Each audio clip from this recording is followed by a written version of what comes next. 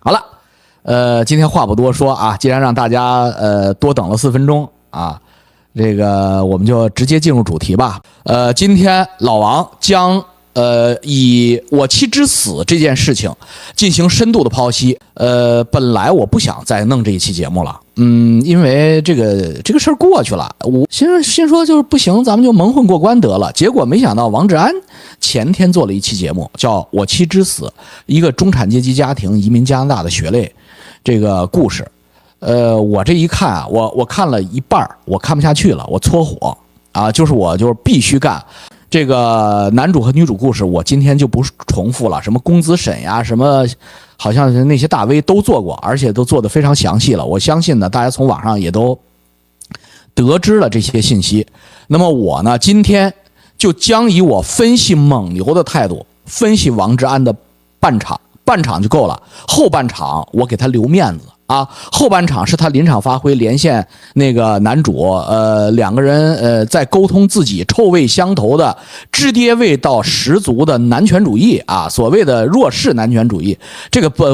我都不用看，我就知道他们俩的问题，因为他俩都从粪坑里出来的，他俩都很适合粪坑啊。我直接给你们告诉你们结论啊，包括我们中国大陆的朋友，我没有贬义，我就是说什么呢？就是有的人适合移民，有的人不适合移民。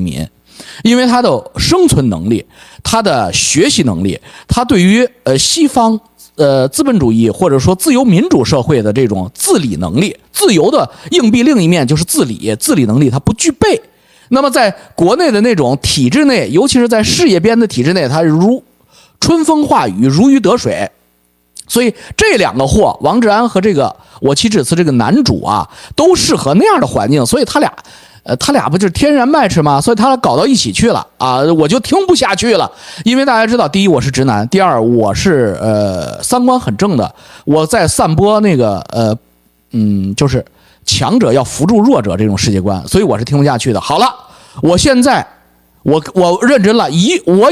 我以下的大概15分钟会集中炮轰王志安。王志安粉慎读，因为你们读完之后会粉转黑王志安，会变成我的粉，我就有这么大的自信。底层他的 bug 就是他的世界观的偏差。王志安的世界观就像他上次模仿残疾人他无所谓一样，他的世界观停留在墙内啊，墙内主流世界观，所以他对女性对加拿大存在着巨大的认知偏差。所以他才构建了他自己的故事体系。对女性我就不说了，他通篇都在强调女人应该出去工作是正常的，否则男人出去工作的话为什么正常，对不对？通篇在强调。那么对加拿大也是一种居高临下，你本来就是个废柴，加拿大终于让我找着铁证了。那么中国人很多人认为美国还可以仰视，加拿大我必须鄙视，这就是王志安脑子里的东西啊，这是他底层逻辑。所以他在这个底层逻辑之上构建了自己的新故事。好了，话不多说，进入正剧。前面我看了8分钟，王菊以他的行为艺术向我们完美的诠释了什么叫央视 style， 就是宣传和新闻的区别。第一，时间错误。说老王不会，王菊还有时间错误啊？老王只有你有时间错误啊！你是量子纠缠态的老王，那人家央视记者对这么基本的事实怎么会有时间错误？好，听好。王菊开篇就说，今年4月17日，那个男主写了一篇文章《我妻之死》，然后放出来的文章，我妻之死上写的4月9号。我特意查了那个男主公众号的发布时间标志，加拿大时间4月8日发表，北京时间4月9日。王菊一开始就说4月17日，北京时间4月9号发表着。你王志安，你用哪个时区你都偏不到4月17号上，为什么？不认真。你要是我公司员工，第一个开了你，第一句话就给我搞这种错误。第二，调查记者地点错误。王菊说，乔家兰和妻子相逢相爱在北京读书期间。北京，读书期间，乔家兰在考博士，妻子在读本科。这是王志安说的啊，原话大家可以看他前天的视频。乔家兰在我妻之死后写过一篇长文，叫《纪念我们的爱情》，也是在乔家兰公众号上发的。这篇文章中说的明明白白，他们相识在郑州。王菊把他俩相识的地点放到北京去了，把两个人的学历也改了，实际上是乔家兰博士，然后在郑州那段时间工作，然后乔家兰的学霸老婆在郑州念书，念大学，比他小很多，小10多岁，对不对？你王志安，你作为央视调查记者，做这么严谨的社会新闻，地点从郑州给人家漂移到北京去，你这就开篇啊，这刚开始。第3错误，背景查询错误。王菊说2012年他们全家移民加拿大，因为想要第3胎，与计划生育政策冲突。他们家第3胎时间是2019年年底生的。2021年说想要第3胎是什么意思？王志安，你查清楚了吗？而且把老三又摁回肚子里了。2021年全家移民加拿大，因为想要3胎，因为我就看看，我隐约记得我看过新闻，国内放开2胎之后，没人生2胎之后，马上就放开3胎了。好了，我的记忆模糊，但是正确。2021年5月，中国开放3胎政策。2021年5月是春天吧？放开3胎政策。那么王菊和这个乔男主信誓旦旦说2021年夏天为了要一个已经出生的第3胎移民加拿大，这个故事的因果背景能成立吗？因果错误。什么因果错误啊？王志安说因为他妻子是个学霸。王志安说因为他妻子是个学霸，所以首先选择去读书。34岁生了3个孩子的学霸还挑战自我，找学校读书，以证明这个妻子的能力之强。这是王志安的因果啊！弟兄们，只要是老王来了频道的铁粉，一定记得我半年前开频道的时候，很多人咨询我怎么能够方便快捷便宜的移民到加拿大，对不对？而不要给中介付那么多钱，因为中介不会给你方便快捷不花钱的移民方式。还记得吗？我的老铁粉、江东铁粉们，6个月以前我讲的加拿大最快捷的移民方式是不是叫学签转工签？学签转工签是最快不花钱的方式，这才是真正的因果。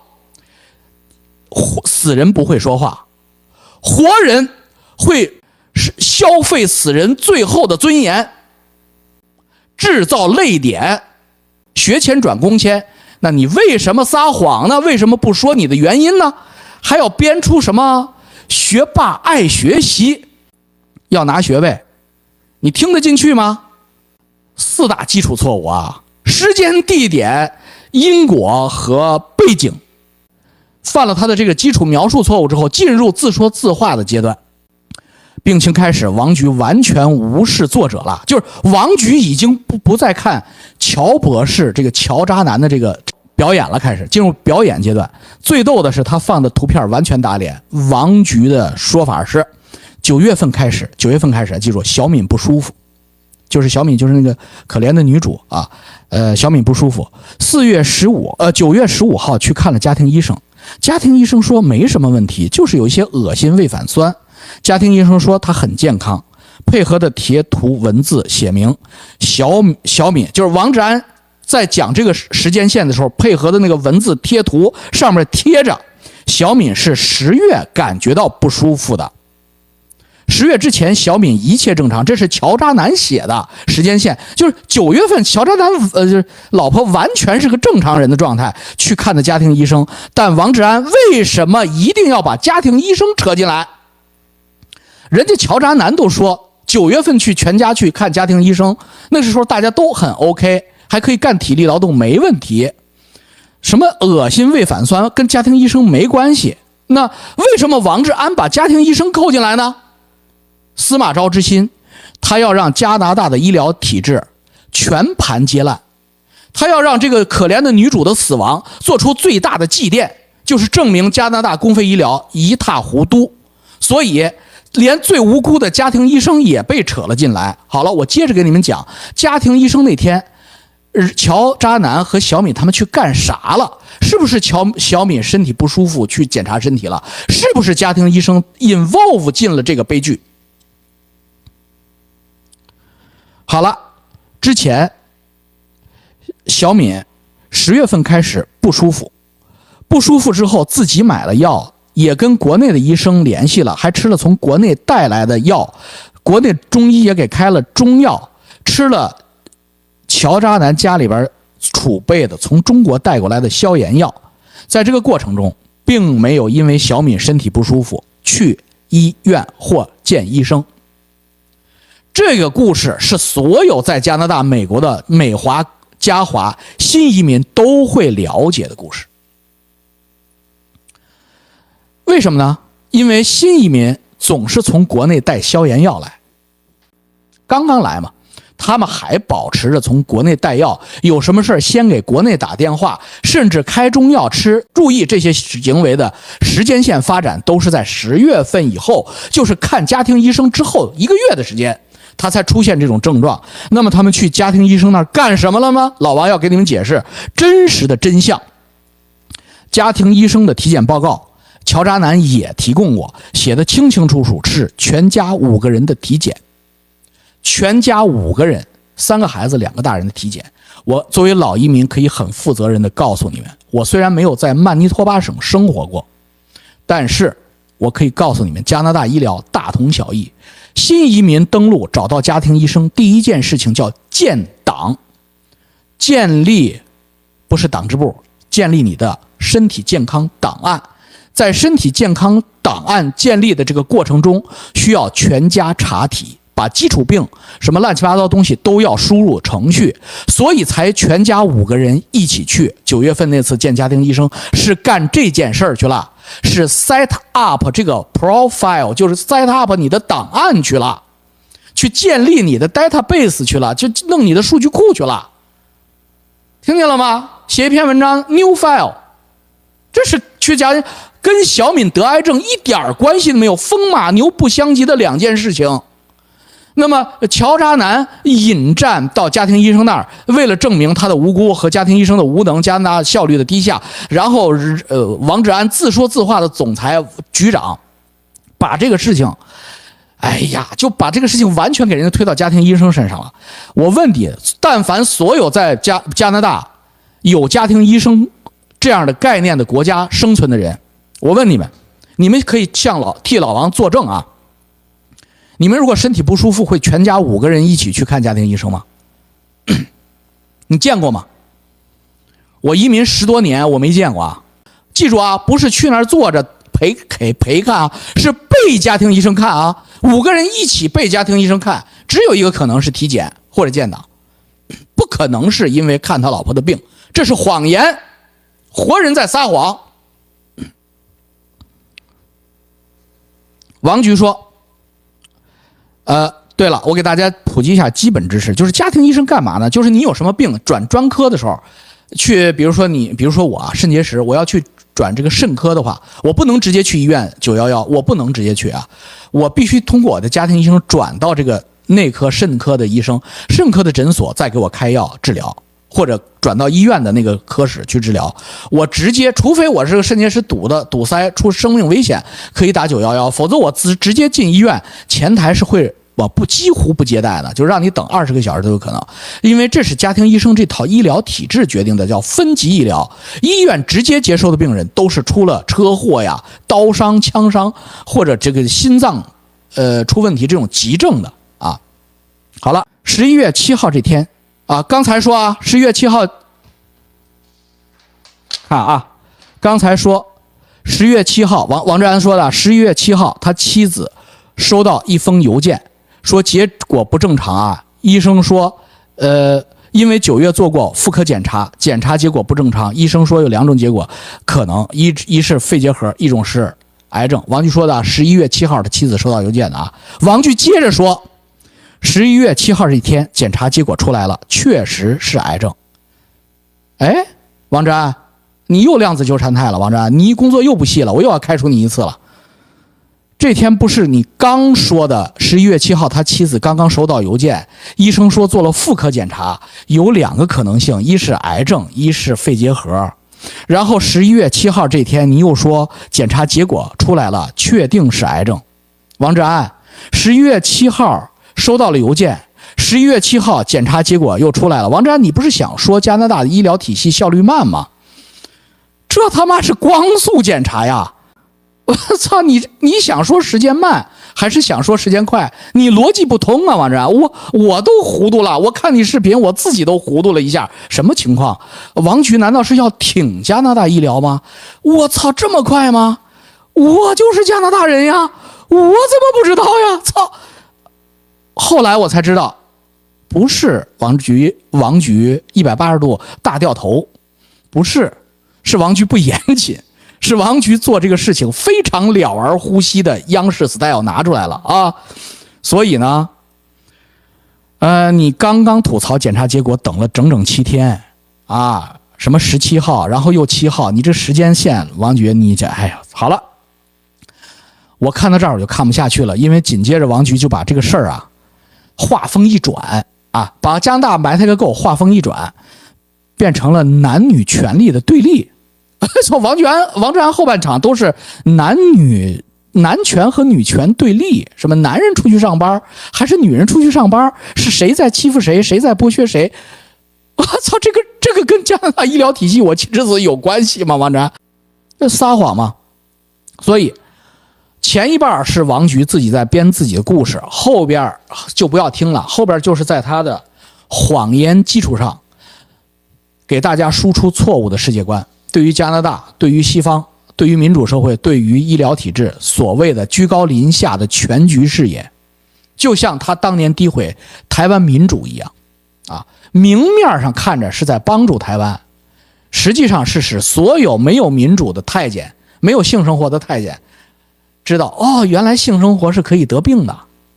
还是没有性生活好。你看我们多安全，这就是王志安的社会意义。好了，我炮轰王局炮轰完了啊！如果我刚才说的那些铁证任何一个事实有错误，欢迎大家打我的脸，不破不立。破完我们说加拿大医疗体系怎么立，就是我们作为一个老移民也好，作为一个熟悉加拿大医疗体系的很多我的观众朋友给我写的信的这些医生护士和资深病人也好，他们的这些信息我相信对大家非常有助益，了解事实的真相。我叫 S， 我就不再消化成自己的文字了，因为它非常专业，我消化不了。在多伦多听你说在准备有关加拿大医疗的直播，就把这个我在医生群里看到的，应该是我们加拿大医生的专业看法，就此个案例的专业看法发给您，供您参考。也要到医院，我明天4月23号也要到医院去接受一个 daily surgery。从和专科医生达成共识到排队等候做手术，我等了差不多3个月的时间啊。今天下午接到医院的提醒电话，告知明天几点之前需要到达医院，持有效的健康卡到 reception 报到。提醒今天午夜之后到明天手术前不能有任何饮食，包括喝水，说得非常清楚明了。这是我第一次在加拿大接受医院级别的手术治疗，不是什么重症，3个月的排期，我觉得在合理和可接受的范围内。言归正传，请看下面对医生的转发。这个作者就说的是乔渣男啊，下面是加拿大医生的原话啊。这个作者不了解加拿大医疗情况，这是加拿大华裔医生写的。我的北美医生群里，我的同行在回馈，快速浏览一下由患者先生描述的这个不幸的案例，看起来这位患者有可能是卵巢恶性肿瘤（括弧低分化或未分化腺癌腹部、肺及胸腔转移）。因为故事描述有讲述患者妇科医生告知血检有肿瘤标识异常 CA152 升高，同时在发现前已有胃肠症状（括弧肿瘤腹腔转移并积水），并有胸水心包积液，所以可能是恶性卵巢腺癌广泛转移。恶性卵巢肿瘤早期体积不大，这个医生可能不太清楚是肺腺癌，后来那个乔渣男的文章写得很清楚，是肺腺癌转移，不是卵巢恶性转移，但是原理是一样的，我给大家继续念啊，原理是完全一样的。恶性肿瘤早期体积不大，未发生转移或并发症时，患者很难出现症状，但一旦开始转移，恶性肿瘤的进展极快，术后预后预期很差，很难手术或者没有价值手术。如该患者，不知该患者在确定广泛转移之前是否有做过血常规和胸片检查，如果有，是否已经有贫血、肝肾功能异常以及胸腔积水的可能。当然，我们都没有参与具体诊治，具体诊疗过程不得而知。若家属对诊疗过程有异议，可以让加拿大内外医生学院专家委员会仲裁。我自己在急诊中就曾经遇到过一例非常相似的病例，也是中年女性，上呼吸道感染症状非常轻，轻度活动后呼吸困难，体检肺部正常呼吸音，血氧饱和正常，考虑按普通感冒治疗。2周后，患者又来到急诊，同样症状复发。刚好我那天看了他，这次我做了胸片，发现胸腔有积水，进一步 CT 发现不仅是积水，还有腹水，最后发现是肿瘤。其实很多人对加拿大全民医疗保险制度有偏见，认为等待时间太长和看诊过程冗杂。但加拿大对住院病人和癌症患者治疗，我所知应该是全球最优秀的。任何住院病人住院费用，包括吃住、用药及手术费用全免。癌症患者的用药，包括靶向药也全免。我就有2位患者（括弧一位是肺癌脑转移靶向用药，3年过去了，现在还处于稳定状态。患者本来原来在中国，经济条件非常好，但因为是加拿大永久居民，所以选择来加拿大治疗。靶向药不用自己付1分钱。患者认为这太神奇了，因为如果在国内的话，是要托很多关系给红包才能到最好的医院，达到这个级别的看诊的，可能在国内还不一定能拿到这样的靶向药。另外一位是巨大肝癌患者晚期，因为本人还是希望能够手术切掉，认为中国国内肝癌患者很多，国内的中国医生手术经验应该很丰富，所以他花了大量的钱和人力关系，找到了国内最好的治疗肝肿瘤的医院，但是国内的结论是束手无策，判断已经不适合治疗，预期寿命不会超过3个月，让他回家等死。于是他在死前去年8月份回到加拿大，在加拿大癌症中心开始免费治疗，目前病情控制良好，生存期已经超过半年，状态不错。这就是加拿大真正的免费医疗。他对于中国认为已经没有治疗价值了，都会竭尽全力的免费治你。有多少中国的人拿着枫叶卡的中国人回我们加拿大来蹭这种在中国要花上百万的治疗费用的治疗啊？你们为什么不说这样的事实呢？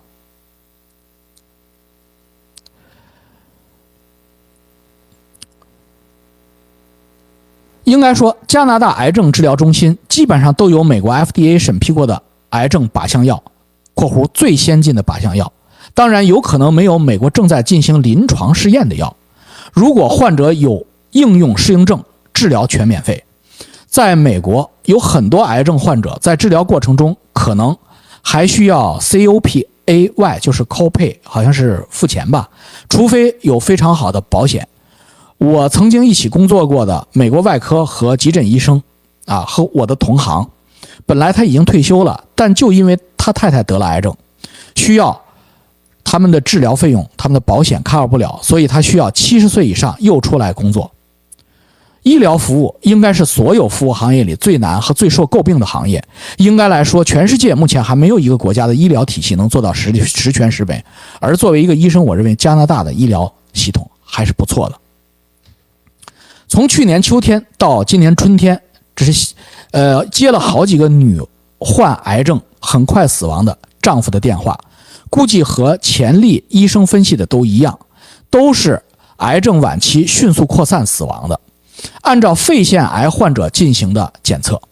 几家丈夫都认为是家庭医生或者专科医生错误的诊断耽误了病人，都按照医疗事故状告了医生。但是 malpractice 成立很多条件， malpractice 就是错误的诊疗、误诊的这个英语。malpractice 成立很多条件，没有其他专业医生的 review 和 opinion， 我会都给回绝。人已经死亡，拿不到误诊的证明，丈夫的不甘心不能作为对专业医生的专业知识的判断，所以中年妇女癌症死亡率发生确实很多很快，这个请大家做好心理准备啊！这是看起来这种情况就是恶性肿瘤最后一期发现，中年女性死得很快，这种情况是一个广泛现象，不是乔渣男加小敏的个例啊。即使在加拿大也有很多的类似的医患纠纷，这只能说节哀吧，因为这种事倒霉吧，你这谁能治得好啊？谁也治不好啊！你回中国他也治不好。那一会儿我再骂吧，就是不是因为中国收钱，所以你不骂呀？加拿大全免费，你就有点横葱一样骂。哎呀，今天看白眼狼，今天看你的直播，老王。回放里姚人讲加拿大医疗，这是另一个了，医疗体系的事儿。我一看这题我会呀，我家就在系统里工作了多年，虽然讲的是阿省的医疗系统，但是对别的省大差不差。我问过我家人（括弧我老公）之后，我老公总结了如下几条：一，家庭医生在加拿大仍是短缺资源，现在大部分的医生都不再接受新病人，特别是那些手上有2000多号病人的。精力极其旺盛的家庭医生有2800到3000个病人，当然这是作为一个人类家庭医生的极限，而且医生的收入真的很高很高，病人越多收入越高，但是同时非常的忙和累，所以我们在家庭医生那里排队1小时看病5分钟是不争的事实。医生现在预约只能给你半小时时间，以前是给你1小时时间。如果碰上疑难杂症，前一个病人拖了时间，那么后面等待的病人就会越排越多。现在又多了新的电话家庭医生看诊方式，我就用电话，当然只限于常客和熟客，所以剩下的时间还是要回电话的。所以家庭医生在加拿大现在没有时间吃饭。医生建议，如果有新移民需要家庭医生，一方面排队等待，另一方面如果真的出了急诊，建议你们立刻去 walk in 的诊所看病，不要等家庭医生了。 walk in 诊所是有的，别去医院，别去医院，别去医院。这个丈夫是医生给了3句重点，就是你有了急诊的症状，不要直接去医院，因为加拿大是医疗分级体系，除非，这是医生的原话，除非外伤、大出血或者什么紧急的需要手术什么的，你去医院是没有用的。walk in 的诊所才是你应该去的，叫 walk in clinic。 你在 Google Map 上 nearby 那一项 search walk in clinic， 你就能找到，直接开车去就行了，那儿不用预约。2，需要和你的家庭医生保持常年的联系，这是医生的建议啊。我们需要知道的是，人过了40岁以后各种常规检查是不能逃避、不能讳疾忌医的。男性要有3大定期检查：一、糖尿病；二、血脂；三、大肠癌检查。正常人的话，每5年必须做上述3项检查，建议大肠癌检查每2年做一次。请注意这是在正常的情况下。女性比以上的检查再要多加2项，子宫抹片检查和乳腺癌筛查。乳腺癌检查，正常女性每5年的糖尿病和血脂检查，每3年做子宫镜检查，每2年做乳腺癌和大肠检查。大部分这样的检查过了74岁就不需要再做了。女性乳房检查是69岁以后停止。妇科医生建议，如果收到信或者接到电话提醒你到做检查的时间了，你应该立刻去检查，而不是拒绝或回绝。因为只要你的回答模棱两可或拒绝检查，你的家庭医生就会在你的 profile 里写下你拒绝检查的态度，以后就不会再通知你下次了。这是我们中国移民不知道的。我们中国移民总是希望我们生了病再去投医，叫医之好治，不病以为功，就是我没病我去什么医院呀？最后出现了大量的问题挤在最后一个环节。而加拿大的免费医疗体系，家庭医生是有责任和义务给你安排每3到5年的这种定期检查的。实话实说，我也做不到啊，因为我也是中国人啊，我也讳疾忌医，我也做不到。医生让我每3到5年做一次血常规啊，这个血象检查我都能拖就拖。我最后一次是已经4年以前了，我都没再做。所以弟兄们，就是你们知道吧，就是这边的医疗体系为了解决他的负担，它叫上医治未病，就是不是胃的病，是没有病，就是你在正常的时候他提早发现，提早把你转到流水线上去治疗，而不是等到最后一刻再治你，明白吧？所以我们中国人啊，移民要看这样的文章，是增强自己的正能量和生存能力。好了，我接着念啊，我念到哪儿了？医生还有一点啊，就是医生通知你做体检的时候，你不能不去啊，家庭医生，你不去就没有下次了啊。医生自认他的职责已经完成，系统里也会明确的记述是你自己拒绝不想做检查，等到身体不舒服了才想起来，可能就错过了最佳的治疗时间。即使没有电话，你去任何一家 walk-in clinic， 只要让医生开检查单体检，都没有医生会说 no。即使没有电话也没有信，你自己也可以打电话主动询问自己的家庭医生去做这样的体检啊，这是加拿大医生给大家提供的真诚的建议。下一条啊，也是医生一些无用的知识点。当医生的人自己也会有家庭医生，加拿大的医生给自己看病开药是过不了归档统计这一关的，因为医生的背后有一些来自卫生部门的 assistants 帮他们整理病历归档，不是他一个人能说了算的。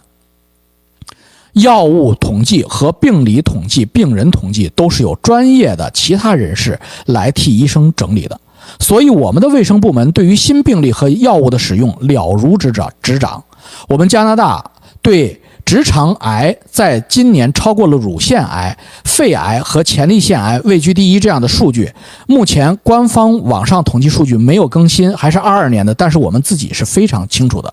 年轻人中间性病猖獗，梅毒淋病数量惊人。我想说的是，家庭医生才是工作在最前沿的医疗战士，当然还有护工和护士们，还有的家庭医生兼职着医院的工作合同。比如说我的医生就是这样的，他1个星期会有2天在医院工作，手里握着2000个病人，忙得脚不沾地。所以有时候我们在急诊室里等的可能就是从医院里刚刚跑回来的医生。那么他为什么平时不多注意自己的健康呢？好了，没有办法，世界上没有完美的医疗体系，加拿大做到的已经是免费医疗体系中做到最好的了。今天就写到这儿吧，还有好多忘了的部分，希望我以后能想起来补充。祝福你和家人健康，我也祝我所有的观众朋友们家人健康啊！这借我们医生家属的吉言。然后艾斯已经从医院做完手术，就是我第一个那个患者，说他要去医院做一个小手术的那个，明天要做小手术的那个多伦多的患者艾斯，他又给我写了第2封信。我说艾斯，昨天给你转过一篇医生写的《我妻之死》这篇文章的见解，现在我想跟你汇报一下，说我今天早上的经历啊，我已经做完手术了。我希望能够给你在准备的加拿大医疗的直播中提供第一手的资料。我手术预约时间是上午10点45分，按照我和我丈夫的要求，按照要求，我和我丈夫提前2个小时来到医院，先在reception 自助机器上完成了登记。2秒钟后，有护士拿来手环，核对身份无误后套在了我的右手腕上，然后我进入等待区等候。20分钟左右，护士叫名字带入另一个区域，就是surgery， 就是手术区域。护士推着一个工作台过来，一边重复询问我之前填表的所有问题，一边在电脑敲入打入，这里用的时间是20分钟，然后量血压、血氧、体温，在手背上留了预留针，最后给了3颗泰勒诺让我吃，然后继续等。这时候另一位护士非常贴心地问我需要不需要毯子 warm blanket kit， 随即就送来了热乎乎的毯子。不到10分钟又有护士来叫名字，这次带到了手术预备和观察室，先去 change room 换掉衣服，穿上医院的手术蓝袍子，把自己的衣服和鞋子放进 locker， 再把 locker number 写在我的手环上，然后去到一个用布隔开的隔间，有护士过来就说手术即将开始，医生开始准备，然后照例询问问题，比如说有没有发烧啊、咳嗽、恶心、想吐、呼吸困难，有没有对什么东西的过敏等等。然后麻醉师登场，先是自我介绍，说我是今天您的麻醉师，简单说了一下今天的麻醉方案和在手术过程中如果发现之前的麻醉剂量不够，让我采取什么方式，提醒他可以补充，让我放心，他会一直在手术里面观察我。然后又是一通和之前差不多的问题，再次询问有没有手术史，有没有各种过敏史，最近一次手术在什么时候啊，有没有接受过麻醉的历史，都已经回答第3次了，是因为什么原因以及大概什么时候做的什么手术等等。进入手术室，我的医生已经在里边等好了，打过招呼后介绍了另一位实习医生。手术室里除了这2位医生，还有1位麻醉师，还有4到5个护士，每个人都非常的 nice， 每一个动作都很专业和轻柔。我的专科医生又一次介绍了即将开始的手术以及手术后需要注意的恢复事项，他怕我紧张，和我开玩笑说，你看我们这么多人都在围着你啊，有没有感觉到自己像个 queen 呢？我说 yes definitely， 于是大家都笑了，气氛轻松愉快。最后我的记忆是麻醉师说我现在推麻醉剂，然后我就断片了，你的手背上可能会感觉 burning， 我还笑着回了一句 I am ready， 然后我就啥也不知道了。等到被护士唤醒的前一刻，我还在做梦呢。醒来以后已经躺在了观察室里，身边的护士问了一些有没有感觉到什么不舒服的问题，让我继续睡。大约半个小时后被推到之前的surgery unit， 又过了大概半个小时的观察期。有护士过来问情况，量血压体温，问我渴不渴，他们有水，有果汁，有橙汁，有苹果汁，还有 cookies， 问我要不要吃。最后一位护士长过来询问有什么不适，又叮嘱了一番，回家后如果感觉到疼可以吃泰勒诺，但是如果疼痛在加剧或者有出血，就要马上回来医院立刻看急诊。我笑着和他开玩笑说 I feel like I'm being treated like a queen today。 他笑着回答 You deserve it。 最后护士把我的衣服从 locker 里拿出来给我换上，让我的老公去取车，叫了一位护工用轮椅把我直接送到医院大门口，帮助我扶上了车，护工才离开。以上就是今天的整个过程，很简单的一个小手术，但是就像老王曾经说的那样，我今天享受到的是国内高级干部才能享受到的待遇。弟兄们，这才是真正的加拿大医疗的状态，不是王志安和乔治阿南说的那样。我的真诚和我频道的真实是有据可查的，我的观众朋友的来信是匿名的，他们没有必要长篇大论的去撒谎，没有名没有利。所以这就是我今天这个节目啊，我希望计破和利之中啊，我的观众朋友们能够知道和了解加拿大医疗体系的使用方法。作为新移民也好，作为未来即将润到加拿大的或者澳洲的都一样，澳洲、加拿大、香港以前也是这样的，英国的这样的润人来说也好，我们一定要入乡随俗。你要知道这边的医疗体系非常先进，当然它不是世界上完美的，世界上没有完美的医疗体系，但它比中国的医疗体系先进到不知道哪里去了，高到不知道高到哪里去了啊！Too young, too naive， 死人不会说话，活人会撒谎。希望大家通过老王节目认清真相吧。今天正经话咱就说了59分钟，再有3-5分钟咱们就结束了，不要弄太长啊，因为弟兄们反映我这一个半小时的时长太长啊。教主请求你开恩净化王志安的粉丝，我觉得我这篇真的是在净化他们啊。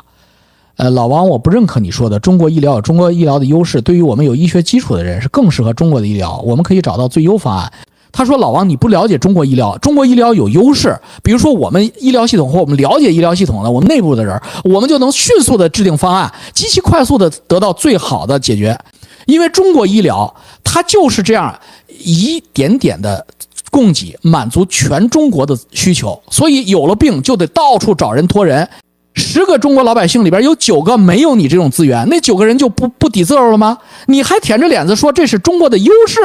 你占了便宜啊！你跟咱们江主席啊，你占了便宜，你他妈闷声发大财就行了。你还能在这儿说，一个家族不应该有学医疗的吗？好死之强其，你问问我的观众朋友，真正在中国的观众朋友，有几个家族里边有他妈医院医生啊？即使有，他们愿意找人吗？他们愿意找你吗？你是牛逼了，可以在这儿贩卖。我家里边人有医疗的关系，我都不愿意找。为什么？能不找人的社会，能不托人的社会才是正常社会。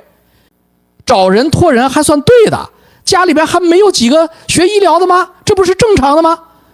不正常。我认识中国最好的心脏医院的医生主任，我家里边的人，我的农村亲戚出了急症求医无门的时候，给我打进电话来，让我替他们找人。我是能给他们摆平，但是摆平的时候，你知道我心里怎么想吗？我想，如果他们没有我这样的亲戚，他们就死了，你们知道吗？好了，我骂得好，我就真实骂，我就经常骂我的粉丝。为什么？骂醒他，因为他在粪坑里，他不知道新鲜空气的味道，他以为他能找个人，这属于在中国讲，这属于我混得好，我混得成功，这是不正常的社会。正常社会应该是不需要这些东西的。好吧，今天就这样吧。啊，积水潭不找人不收助。哎呀，真你怎么说那么对？我说的其中有一个医院，我找的就是积水潭。积水潭，他就是我家一个远房的亲戚，就是平时我长这么大跟他坐在一起的时间加起来可能不超过3个小时的这样的一个亲戚。他开大卡车的，在国内，他在修帆布的时候，就是那个大卡车不是要装帆布吗？他不慎在廊坊工作的时候，在廊坊服务区他掉下来了，把他腰椎摔断了，不能动了，当时就不能动了，紧急送到积水潭医院，想把他这个腰接上。我跟你们讲，接上这个人就好了，但是积水潭以他有心脏病、高血压、心脏病为由，拒绝收治超过24个小时，他的腰椎就会坏死，他后半辈子就是这个腰椎截瘫，坐后半辈子的轮椅。电话打进来，我爸打的，说你干丘瘤表固的儿子，你得帮忙。积水潭不到半个小时就给他治了，他现在身体非常好。我不以为荣，反以为耻，因为我知道99%的中国老百姓，大卡车司机从那个帆布顶上掉下去积水潭，他们后半辈子都坐在轮椅上。难道我们还要自豪吗？你就是那个典型的中国世界观。今天最后盖棺定论，有很多中国人不适合移民，不是每个人都适合移民的啊。王志安就不适合移民，其实王志安心心念念就是回到体制内，体制内非常适合王志安啊，非常适合王志安。你比如说这个乔渣男他们家也不适合移民加拿大。乔渣男是北京大学博士毕业的，肩不能扛，手不能提。在加拿大待3年不考驾照，老婆一个人养全家，自己在公众号里边连篇累牍的写自己不会做饭，只会做什么炒西红柿、炒鸡蛋，然后老婆还经常损自己做饭难吃，也就是说买菜、做饭、看孩子、做家教，挣钱上班全是他老婆一个人的干的事儿，他在家就负责，他在家负责什么啊？那么他这样的人其实不适合移民，他在中国毫无疑问，他能拿到一份不错的体制内的工作，无论是大学老师啊，还是什么研究所的副研究员啊，混一辈子，大学讲师他这样的绝对可以混一辈子，而且还是知识分子，还挺好。他们移民之后格格不入就是难受啊，难受之后他反而叫什么，拉不下屎来，赖地球引力不够。这个不是每个人都适合做移民，所以大家最好是叫物以类聚，人以群分。像那句英语叫什么 like likes like， 不要翻墙，翻墙要不就挨骂，被我这种真实博主骂你，要么呢就是挨骗，就是你就变成菊花脑残粉，然后你们就生活在同温层，那你们翻墙干嘛呀？你们就是同温层，微信朋友圈、微信公众号都是同温层，都在我党的保护下幼苗成长在温室里边。你们翻墙要知道真相干嘛呀？你们不适合真相，你们病了以后都觉得打个电话摇个人、摇个医生或者找个建议，直接我操好牛逼，我操好成功啊！你们都是人上人吗？你们不知道民主社会其实是人下人的社会。真正一个世界是否文明，不是看他对于强者是否关照，而是看他对于弱者是否关照。对于弱者的关照近乎于矫枉过正，近乎于偏袒，近乎于宠溺的社会才是真正文明的社会。我们如果移民，就要移民到这样的社会去。对于女人，对于儿童，对于少数民族，对于穷人，对于残疾人士，你能看到吗？你假装看不到，为什么？因为你慕强，你觉得优胜劣汰，适者生存，你是社会达尔文主义者。社会达尔文主义者不适合加拿大。好了，再见吧，拜拜。